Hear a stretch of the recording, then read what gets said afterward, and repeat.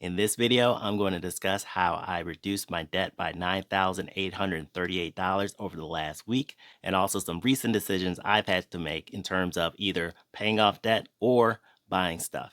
Welcome to my channel. I'm Harlan D. White, where we're focused on eliminating debt and minimizing the if only regrets with money. Okay, first up, a debt snowball update. In May, my total debt was $49,069. July 19th, my total debt was $47,551. July 30th, total debt was $41,469.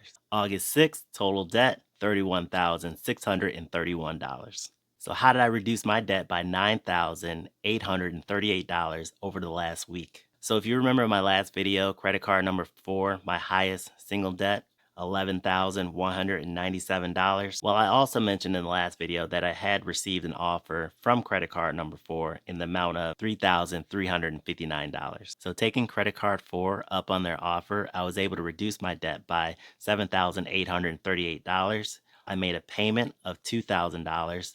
As a result, I was able to reduce my debt over the last week by $9,838. So here's what my debt snowball looks like last week versus this week. We're obviously making progress, so we're just going to keep it going. So the second topic that I wanted to discuss on today's video is the mindset of paying off debt versus buying stuff. I have two recent examples where I had to make some decisions on whether or not to spend money or to save money and put it towards paying off debt. So the first decision was whether or not to buy a brand new laptop. My reasoning is that I don't have a laptop. I only have my work laptop.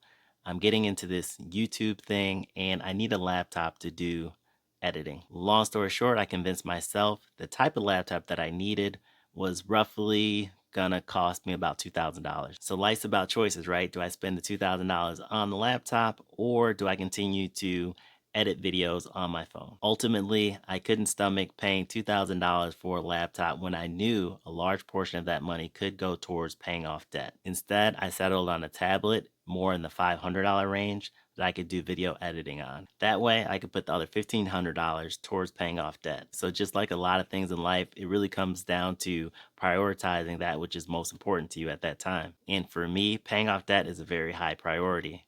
However, I'm not in the position right now where it's the only thing I'm focused on, but I'm making it a higher priority than a lot of other things. Now, the second recent example of where I had to make a decision on either spending money or saving money and paying off debt was moving costs. Recently, I relocated from Illinois to Florida. So the most cost-effective option that I found to move my stuff from Illinois to Florida would run me roughly $2,000. So to rewind a little bit, back in May, I started laying out my plans to pay off debt, and I had not factored in $2,000 of moving costs. So I had another decision to make.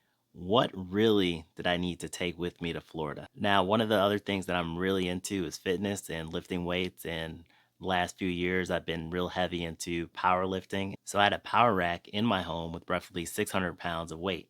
And that's the primary item that I realized that I wanted to take with me. Long story short, I made the decision not to spend $2,000 to move my stuff from Illinois to Florida.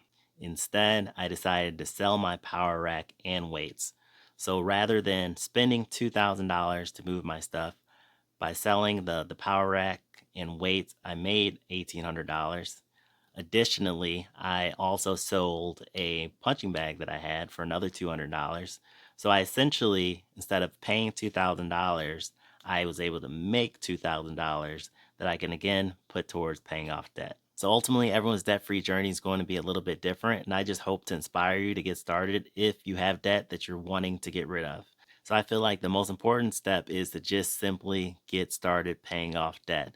You can put together a plan, start implementing on that plan. If it's not working for you, you can always tweak the plan later. But the most important thing is to get started. And remember, everyone's journey is going to be a little bit different.